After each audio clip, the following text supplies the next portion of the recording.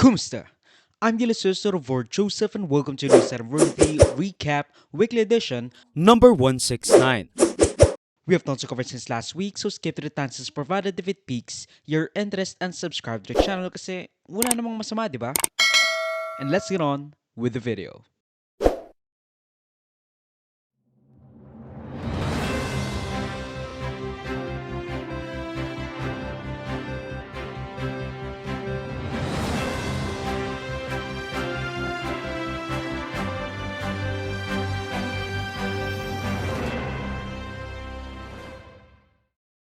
What do you get when you threaten the President, the First Lady, and the House Speaker? Huwag kang mag-alala, ma'am, sa security ko. Kasi may kinausap na ako na tao. Sinabi ko sa kanya, kapag pinatay ako, patayin mo si BBM, si Lisa Araneta, at si Martin Romales. No joke. No joke. Nagbilin na ako, ma'am.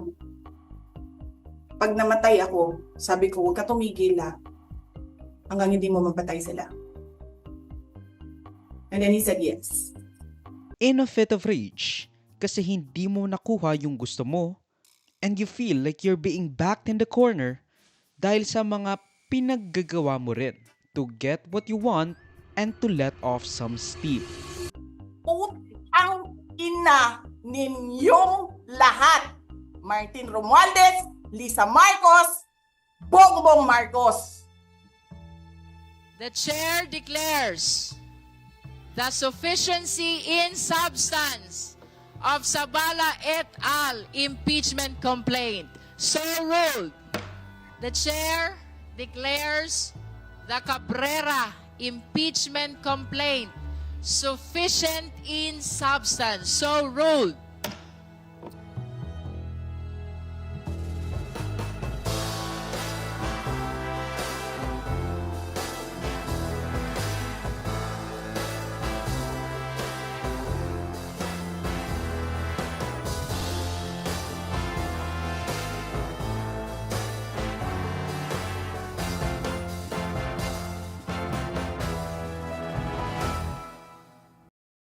Sino nga naman ang sira sa ulo na panonoorin yung buong impeachment trial ni VP Sara na umaabot ng ilang oras over the course of 3 days every week for apparently 3 weeks o lagpas kalahating taon? Which means there is an estimated 6 months of waiting para malaman yung quote-unquote accountability kuno. Ang malalaman na lang natin is mako-convict ba? Sa ikapitong linggo ng impeachment trial ni VP Sara, hindi pa ba tayo napapagod sa pagkahaba-haba nitong mga ebidensya at rebuttal ng depensa? Nilagay kasi sa witness stand ang Special Disbursement Officer o SDO ni VP Sara na si Gina Acosta para sagutin ang mga katanungan over the disbursement o paglabas ng perang galing sa confidential funds ng OVP noong 2022 at 2023. This witness, Madam Acosta, is facing a complaint together with the Vice President exactly because of their misuse of confidential funds. Your Honor, it is stated in the witness's counter affidavit that the Vice President is not responsible or should not be held liable for any misuse of confidential funds. Your Honor, that interest is directly adverse to the prosecution's case before this impeachment court. The prosecution seeks to prove otherwise, that this witness, that the Vice President rather, is responsible for the illegal disbursement of confidential funds. Ang malupit, itinuring siyang hostile witness. Hindi dahil bayolente siya, kundi dahil mayroon siyang interes sa kalalabasan ng impeachment trial ni VP Sara. Ipinaalala rin ni Presiding Officer Senator Judge Cheese Escudero na dahil siya ay hostile witness, the prosecution can ask leading questions pero hindi pa rin allowed ang misleading question as a quip doon kay Attorney Luguta. Ms. Gina, saan po kayo nagtatrabaho ngayon sa Office of the Vice President? Tama po? Yes, Your Honor. Sino po ang boss niyo sa Office of the Vice President? Si Vice President Sara Duterte. Permanente po ba kayo doon o coterminous? Coterminous po, Your Honor. So pag wala na si VP Sara doon sa OVP, wala na rin po kayo? Yes, Your Honor. So pag na-impeach si VP Sara o matanggal siya, wala na rin po kayong trabaho doon? Wala na po akong trabaho sa OVP. Sa OVP, siyempre. Mapo. So maalis kayo sa OVP? Tama po? Yes, Your Honor. In addition to the ground raised by Attorney Ligutan that witness has taken a position by virtue of her counter affidavit filed before the Office of the Ombudsman, the court hereby declares the witness to be a hostile witness under and in accordance with Rule 132, Section 13. However, for the information of the senator judges and the public and councils as well, this only gives Attorney Ligutan the right to ask leading questions, still not allowed to ask misleading questions. As I know, Attorney Ligutan is well aware of the distinction. Yes, Your Honor. Okay, to abbreviate the proceedings, the witness is so declared and Attorney Ligutan may ask leading questions of this witness. So ordered. Maraming salamat. Madam Witness, Pinadetalye kay Acosta yung mga pinaggamitan ng confidential funds. Pero bakit parang hindi naman akma? Di ba ang sabi, confidential funds shall be used for appropriate confidential intelligence purposes. Ang tree planting ba, intelligence o confidential purpose? Ang libreng sakay ng bus. Pero, at least yung iba meron. Yung iba kasi, hindi nakadetalye.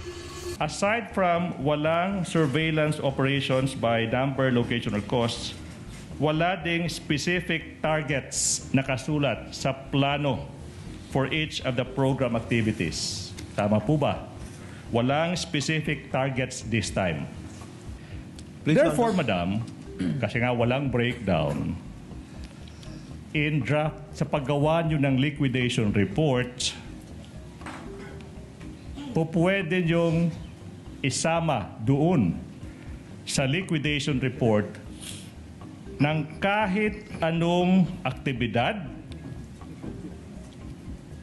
so long as sasabihin nyo parte yan ng good governance program. Objection, Tama po Your ba? Honor. O ano man yung sabihin nila, basta sabihin good governance program, pasok na po yan doon. Sa report po, sa report. Sa report lang po. Sa report na liquidation po. Apo. Your Honor, kung paghimo na ko og liquidation report, nagbase po ako sa fund utilization report nga gihatag sa ako sa amo ang security officer, Your Honor.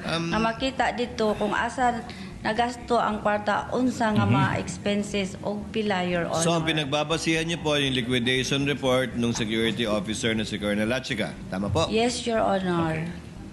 Out of curiosity, may tinanggihan ba kayong liquidation report na sinubmit ni Colonel Lachica o lahat po ng binigay niya sa iyo ay tinanggap mo? Na parte ng good governance program. Unsa, Your Honor? Meron po ba kayong tinanggihan na liquidation na sinubmit si Colonel Lachica sa 125 million sa last quarter ng 2022?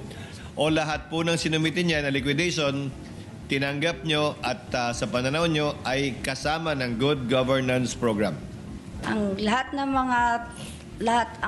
ng mga reports na gihatag niya sa ako, Your Honor, akong gidawat, Your Honor, kay siya man ang nakabalo unsaon pag-implementar sa mga confidential activities, kay siya ang eksperto, Your Honor, dito sa ground, So, Your Honor. lahat po ng Kaya binigay akong niya sa gitawat, inyo, gitawat. tinanggap nyo at kinonsidera ninyo na parte ng good governance program dahil siya naman yung nakakaalam at intindi, dahil siya naman yung nasa ground. Tama po? Inana, Your Honor. Yes, Your Honor. So, let me continue on that point, Counsel, with your permission and indulgence. So, yung tree planting, good governance program po yun. Kasama po yun doon sa pag-liquidate? ang ibig sabihin, Your Honor, usa pa gihimo ang tree planting, Your Honor, na ay gihimo Ang sinatanong ko po, ma'am, yung security activity, officer, Your Honor. yung activity na tree planting, parte po yun ng good governance sa pagkakaunawa ninyo na program. Yes or no, ma'am? Yes, Your Honor, pero usa na gihimo, Your Honor, ang security officer, Your Honor, na ay gihimong surveillance, monitoring, Your Honor. Nabasa ko po yun. Pati yung libreng sakay, part ng good governance. May Yes. surveillance din po doon. Nakita ko po sa liquidation report. Yes, Your Honor. Yes. Okay, counsel, proceed. Nagkagulo pa nga dahil sa paulit-ulit na pagbibisaya ni Gina Acosta nung tinatanong siya, prompting Tulfo to say, "Cut the bullshit. We know you speak Tagalog fluently, even English." Your Honor, unsa na pwede mangutana, Your Honor, unsa na nga dokumento, Your Honor? Tanaan sa nako, Your Honor, ha. By all means po. Sa amo ang physical financial plan, Your Honor, Oo. naikulong dito nga physical target, Your Honor. Opo. Yes po. Wala pa, Your Honor, kay wala pa plano? man nay tabo, plano pa man ni Your Honor. Aha. Wala pa, Your Honor, pero gihimo na, Your Honor, kay naanay approval kung asa mi nakabalo kung pila ang kwarta, Your Honor, kay naanay saro. Now, okay. Ma'am, Kindly translate that for the record. who can translate that, please? Ano sabi niya? Mr. President, I have here the transcript of the hearing in Congress. Hindi ko po maintindihan bakit parang dito hirap na hirap po siya magtagalog when in fact sa Congress po noong November, Tagalog naman po ang sagot niya. Ang tanong po sa kanya ni Congressman Luistro, payment of incentive, 11 po. Would you know whether this amounts would total 120 exactly? Yes, ma'am. Gitotal ko po yan, ma'am. 120 million po. It's all puro Tagalog, Mr. President. What is this? I mean, mabuti po sana pati yung discretionary and she's a government official. She doesn't know what discretionary means. I mean, what it means? Dito po, puro sumasagot naman po siya. English, Tagalog. Yes po. Are you aware? Opo. O may authority, special disbursing officer. Kasi po, wala akong alam kung paano po i-implement ang mga confidential. Mr. President, tama na po itong panluloko sa atin. Please, Mr. President, compel this witness to talk in Tagalog. Kahit kung yung mga Bisaya po nakaintindi ng Tagalog, nakakasalita ng Tagalog, ano tayo sa ibang bansa? Ano tayo, mga Hapon, mga Chinese? I know, Miss Witness, you can understand Tagalog, you can speak Tagalog dahil nandito po ito. Ilang pahina po ito. Tagalog po yung sagot po ninyo. English po, sumasagot kayo. Tinatanong kayo ng English, sumasagot po kayo. Bakit ngayon parang hirap na hirap? Kailangan i-translate sa Tagalog, sa Bisaya, sagot, Tagalog, Bisaya, Tagalog, Bisaya. Abutin mo tayo ng isang taon dito, Mr. President. Ito po yun. Sumagot naman po siya. Alam nga ba naman, lulukuhin tayo ng nagtatranscribe po nito. Sagot po yan. Kasi po, nagbabase lang po ako sa ibinigay ni Sir La Chica ng mga ibinalik niya sa akin. Miss Acosta, kindly answer the question. Piatos po ang sinabi ko, ma'am, na apelyido. That's all, Mr. President. Pero natubok pa rin ng prosecution ang isa sa pinakamahalagang punto. Kahit na gaano man sila katagal na nagpasikot-sikot, si VP Sara ang nag-utos kay Acosta na ibigay ang 125 million pesos kay Colonel La Chica. Hindi po ba, noong November 25, 2024, Committee on Good Government and Public Accountability hearing, sinabi nyo doon, please show the TSN, that's right after encashment, pagkatapos pong ma-encash yung 125 million pesos, tinawagan mo sino? CSO officer, Your Honor. Colonel La Chica. La Chica. To quote, sinabi mo doon, you called him and you told him na eto na yung ready na yung 125 million pesos. Tama po ba? Sinabihan ko po siya, Your Honor, na na-encash ko na po ang cheque for the confidential funds. Yes, ma'am. Question. Ikaw yung special disbursing officer. Ikaw yung nag-prepare ng confidential, yung physical financial plan. Hindi mo masabi kung empleyado ba. Hindi mo masagot-sagot yung napakasimpleng tanong kung empleyado ba si Colonel La Chica. The question is, why did you have to call Colonel La Chica to inform him, Colonel La Chica, ready na ang 125 million pesos. Bakit? Kasi po, may instruction po sa taas, Your Honor, ng aking head of agency na kung ma-encash ko po ang cheque, i-release ko po kay Sir La Chica, kinsa iyang gi-designate nga special officer po, a security officer po sa Office of the Vice President na siya i-order, Your Honor. Okay, ma'am. Sabi mo, tinawagan mo si Colonel La Chica kasi yun yung utos ng head of agency. Siguro sa ating mga kababayan na hindi alam, sino ba? Sino ba ang head of agency na nag-utos sa'yo as the special disbursing officer na ibigay yung 125 million pesos in cold cash sa isang security officer, Colonel Raymond Dante La Chica? Ang nag-utos po sa akin na i-release ang pera na 125M sa security officer na si Colonel La Chica ay si Ma'am Sara Duterte.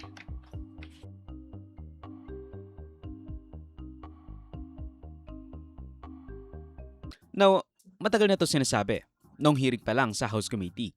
Pero this just goes to show na alam natin kung sino ang nag-utos, sino ang kumuha ng pera, and is entered into the records of the impeachment court. Alam natin na si Colonel La Chica ang dating security head ni VP Sara sa Vice Presidential Security and Protection Group when he was reassigned back to the Philippine Army nang masangkot sa alleged misuse ng confidential funds ni VP Sara back in October 2025 kaugnay ng 125 million pesos in confidential funds noong 2025. Sa DepEd naman, sinabi ni Special Disbursement Officer Edward Fajardo na noong 2023, naggamit ang 112.5 million pesos worth of confidential funds samantalang nag-withdraw ng 37.5 million pesos samantalang nag-withdraw naman ng 37.5 million pesos si Nolasco on a weekly basis. Matagal na nating alam ang mga ito, but now that matagal na nating alam ito. But now that again it is at the forefront of the news, isa sa mga crucial na ebidensya para pagtibayan ang kaso ng prosekusyon laban kay VP Sara, it paints a picture of VP Sara's trust sa kanyang mga katiwala to do her bidding sa pag-manage ng confidential funds and of course, ang disbursement at paggasta nito.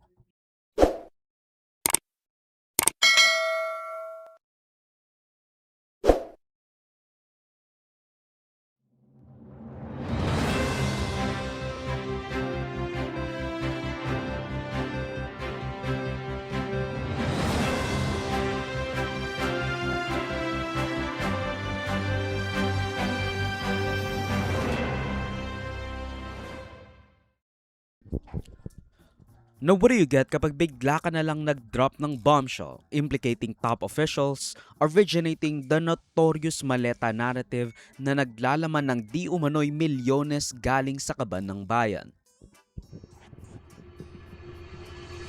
Parang nagtatago, hindi makita itong si Sir Gutesa, tama po ba?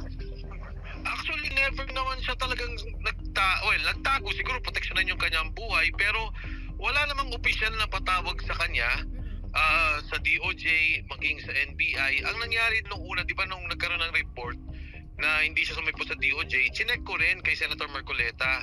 At ang nakuha kong impormasyon sa kanya, nag-usap si Secretary Boying Rimulya at saka si Sergeant Gutesa. Sabi, o sige, halika, pumunta ka ng Department of Justice, i-apply ka namin sa Witness Protection Program. So nung kinabukasan, dahil nga sinabi niya hindi na siya pupunta, hindi siya nagpunta na doon. And doon yung lumabas na parang hindi siya sumipot doon sa Department of Justice. Sir, may na-receive po ba tayong information na parang may nagbabanta sa buhay ni Gutesa kaya nga po siya kinupkop ng kanyang mga kasamahan doon sa Philippine Marines, sir? Actually, may mga ganyang impormasyon, pero alam ko rin lately, siyempre, bahala ng Philippine Marines magsalita tungkol dito, meron pa silang nasakote na parang umaaligid kay Sergeant Gutesa. And hindi ko alam ang detalye kasi parang nagkaroon lang ng tawag sa akin ng isa nating mga kaibigan sa media. Sabi sa akin, sir, na-ambush daw si Sergeant Gutesa. Sabi ko, ha?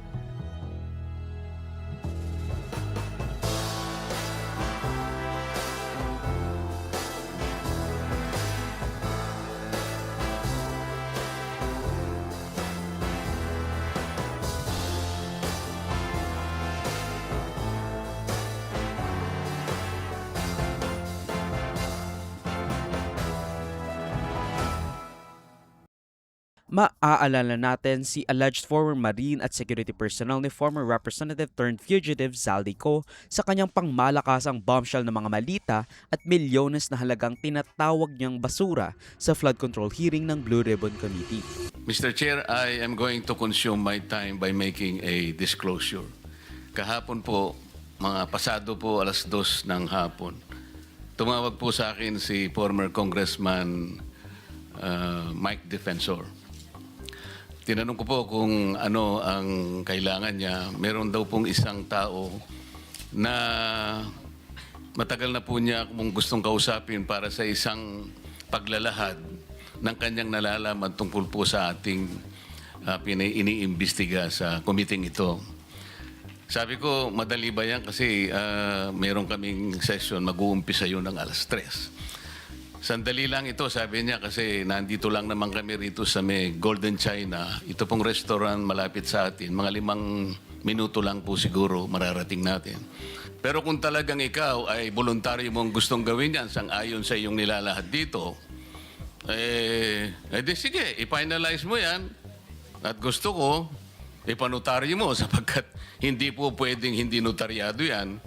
At kung buo ang loob mo at talagang yan ay matagal mo nang iniisip, pumunta ka ako bukas ng umaga sapagkat meron kaming pagdinig. Mr. Chair, nandito po yung tao at hawak ko po yung ilang piraso ng kanyang sinumpaang salaysay. Kung po pwede po sana natin siyang tawagin ngayon, para ngayon siya po ang mismo maglahad ng kanyang salaysay sa ating gitna. Okay, you may call him. Mr. Chair, I'm calling Mr. Orly Regala Gutesa para po humarap siya sa atin. Mr. Gutesa, kayo po ay umupo dito sa may gitna. Noong December 5, 2004, na-hire ako bilang security consultant sa Ako Bicol Party List or AKB kay Congressman Zaldico. At nasimula ng duty ko kay Congressman Zaldico. Bawat umaga, nagre-report ako sa BGC sa Horizon, sa Bonifacio Global City, kung saan nakatira si Kong Zaldico. Tuwing may duty at detailed ako sa basura, it means itong basura, ito yung box ng pera na pinag-uusapan natin sa kasalukuyan. Mr. Gutesa, mag-stick ka lang sa binabasa mo. Huwag ka nang nag-a-adlib. Kung ano yung nandito, basahin mo lang. Yes, Your Honor. Tuwing may duty detail ako sa basura, pumupunta kami sa 28 Ladybug Corner, Dragonfly, Valle Verde 6, Pasig City. Tagabuhat lang ako ng malita ng basura. Alam ko na ang laman ng malita ay pera sapagkat nakita ko si Paul na binuksan ang malita at inilabas ang laman para bilangin. Ang isang ehemplo na nagdala ng pera ay si Congressman Eric Yap ng AXIS Party List. 46 na malita ang dala niya sa bahay ni Congressman Zaldico sa Valle Verde 6. Pagkatapos mabilang, isinakay namin sa mga sakyang patungo sa Horizon Residence sa Taguig. At dumiretso kami sa basement upang may baba ang nasabing basura. Bago ibaba ang nasabing basura, ito... Merong napuputol sa binabasa mo eh. Huwag kang magmadali. Huwag kang magmadali. Naputol na... Ulitin mo yung paragraph 20. Wala na akong... Hindi ko makita na putol na siya.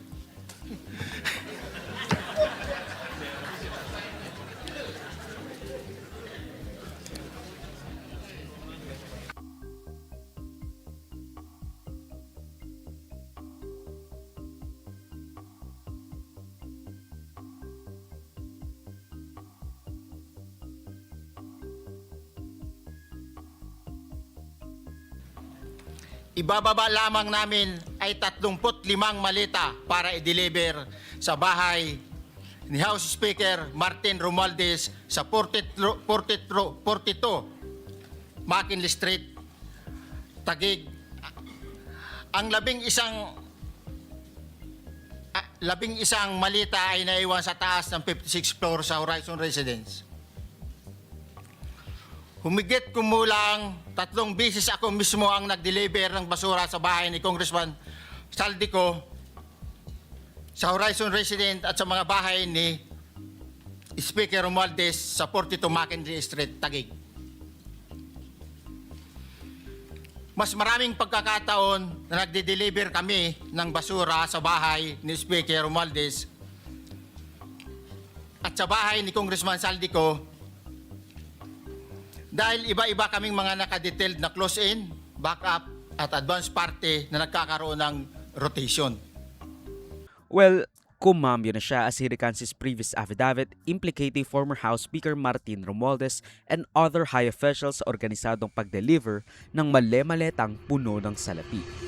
Kasi alam ko, lahat ng didikit sa akin ay ikukunikta kung saan man ang aking ginawa, lalo na sa paggamit ko, sa mga pagpagamit ko sa mga politiko, magiging dating sundalong marino, hindi na din ako kinontak ng opisina ni Senador Marcolita o ni former Congressman Mike Defensor. Kaya doon ko natansya na ginamit lang talaga nila ako sapagkat huli na ang lahat ng mga pangyayari at ako'y lubos na nagsisisi. Subalit noon, September 27, may isang biglang pumuntak sa akin na galing sa opisina ni Senador Marcolita na nagsasabi, bibigyan ako ng numero ni Atty. Rowena Guanzon para ako daw ang tatawag para manghingi ng tulong para sa pag-aayos ng affidavit na may mga koreksyon upang ito'y magamit na ebidensya sa pag-file ng kaso sa September 29, pero hindi na ako nagtangkang kontakin si Atty. Guanzon para maiwasan na ang muling paggamit sa akin. Ang mga tunay na kaibigan ang naging karamay ko. Ang tanging sinasandalan ko na lang ay ang gumagabay ng bibigyan ng linaw sa aking isipan dahil sa pangyayari para sa aking seguridad at ng pamilya upang hindi na pa magamit pang muli ng mga taong uhaw sa pangyarihan. Sabi ni Gutesa, napa-oo siya ni Senador Rodante Marcoleta at former Congressman Mike Defensor na i-link si Romualdez sa alleged sistema ng kickback sa Kamara. Nakapagkita raw ang dalawang politiko sa isang Japanese restaurant sa Pasay isang araw bago siya nag-appear sa Blue Ribbon hearing, kung saan isinulat ang affidavit ng son-in-law ni Defensor na nagngangalang Mark. Around 3 p.m., nagbigay na ng lugar at yun ang isang Japanese restaurant na malapit sa Sofitel Hotel sa pagitan ng Amazing Show sa Pasay. Sumakay ako sa aking motorcycle, bike at tinungo ang nasabing lugar at nakarating ako around 3:10 p.m. sa binigay na lugar. Ang VIP room na yon ay 3 lang kami ang tao doon. Siya, ako at si Mark na asawa ng anak niya. Umupo kami sa isang round table na misa sa tansya ko 8 or 10 seaters ang sit-up. Pintuhan kami ng konti. Tapos nag-uping siya ng mga salita patungkol sa korupsyon. Sagot ko naman sa kanya, oo nga sir. Sabi niya sa akin, habang nagkikwentuhan kami, pinilit niya sa akin na isulat ang pinasasabi niya sa akin sa pagdating ni Senador Marcoleta. Mabasa niya at siya ang magdesisyon kung pwede. Sabi ko, Mark at Paul ang susi ng lahat ng katanungan nila sa Senado, sir. Sabi niya, hindi at pilit na sinabi niya, sulat lang natin si Sendante. Sa takot ko, sabi ko, sige sir. Agad inutusan niya si Mark na kunin ang laptop para isulat ang kagustuhan niya. After mga 4:30 p.m., dumating si Senador Marcoleta sa restaurant at tumawag sa kanya, nagtanong kung anong wrong. Sabi niya, pasensya na. Magmamadali ako, may sesyon pa kasi tumakas lang ako. Sabi niya sa akin, Orly, Marines ka, di ba? Sagot ko po, sir. Pero retired na. Retired na po ako. Sagot niya sa akin, mga walang hiya sila. Binaboy nila ang Pilipinas. At itong si Senator Peng, balak na itigil ang investigasyon. Di ko maintindihan kung bakit at ang masaklap pa, kay kung saldi lang lahat ng sentro, sabi ni Congressman Mike. Basahin mo muna ang ginawa ni Mark dyan sa affidavit, sagot ni Senator Marcoleta. Mayroon na ba? Mayroon na ba, pare? Basahin mo na muna, ikaw na ang bahala kung pwede yan, sabi niya. Pare, 150 million lang, masaya na tayo. Simula na ni Senator Marcoleta basahin ang ginawa ni Mark na affidavit base sa sinabi ni former Congressman Mike na sabi niya, pare, ayusin ko ang Tagalog, at siya na mismo ang nag-ayos ng laptop ni Mark na may ilan-ilang talata siyang pinalitan sa mga ginawa ni Mark. Doon mismo sa harap ko, inaayos ni Senator Marcoleta ang affidavit na yun. At sabi ni former Congressman Mike Defensor, si Mark kasi di marunong mag-Tagalog. At nang matapos siyang basahin ng affidavit, sabi niya, ito na yung missing link na hinahanap natin kasi puro sinasaldi ko at ikaw lang ang makapagbabanggit kay former Speaker Martin na di-deliver ng pera. Sabay paalam, pare, ayusin nyo na yan, babalik ako. Habol lang ako sa sesyon. Bago siya umalis, sinabi ko sa kanya, Sir, wag po ako. Kasi po, nabanggit na din ang pangalan ni Paul at Mark. Sagot niya, di pwede si Paul at Mark kasi iglesia. Matitiwalag yon at ayaw ko na ako ang dahilan ng pagkatiwalag nila. Bawal kasi sa iglesia ang ganyang usapin. At sinabi niya muli, pinilit niya sa akin na ako na lang sabay sabi na, basahin mo lang yan at mababayaran naman ka naman. A reward too inciting to actually ignore. Pero siguro ngayon at again, Defensor at Marcoleta nakakulong over plunder charges, mukhang it would be the time to actually change and of course, recant his statement. This also comes after mag-recant ang 4 sa 18 Malita boys sa kanilang affidavit implicating the same as Guteza. Ang sabi ni Ombudsman Remulla, kagagawan lang ito ni Romualdez which stands to benefit from the 4 Maleta boys recantation at ngayon si Guteza. You referred to a camp that is taking away the witnesses. The camp of the accused. Sir, sa'yo naman galing, sir. The camp of the accused. You know what we're talking about? So you think The camp of former Speaker Romualdez, his lawyers, his strategists, his advisors, yung mga tumutulong sa kanya, kasama na yan. I wish I could give the other names, but wag muna. Saka na natin sabihin yung mga ibang pangalan. kumaga they're chipping away the... Oh, they're trying to do it. Yeah. They're trying to do Okay. it. They're desperate. Sir, just to clarify, you're saying po na posible na ang kampo po ni na Martin Romualdez ang nasa likod sa pagrekant ng 4? Siyempre. Sino pa? Sino pa ba ibang makikinabang dyan pag nag-recant yan? Ang sabi ni Remulla, huwag kayong mag-alala kasi meron pa tayong 28 na witnesses at hindi ganoon kahalaga yung pag-recant ni Guteza, downplaying his affidavit. Alam mo, sa totoo lang, pati ako nalilito na kung united front pa ba ang ombudsman, si Marcos at Romualdez? Nakikipagkontsabahan ba sila while appearing to be enemies in court and the public eye? Nakikipagkontsabahan ba ang Marcos at Romualdez para magkaroon ng united front at again, foil ombudsman? Or is it all of them combined? Kasi kung Ombudsman Remulla is doing God's honest work trying to convict Romualdez with all his might, then I kind of admire it. Pero you can't blame a guy for doubting him.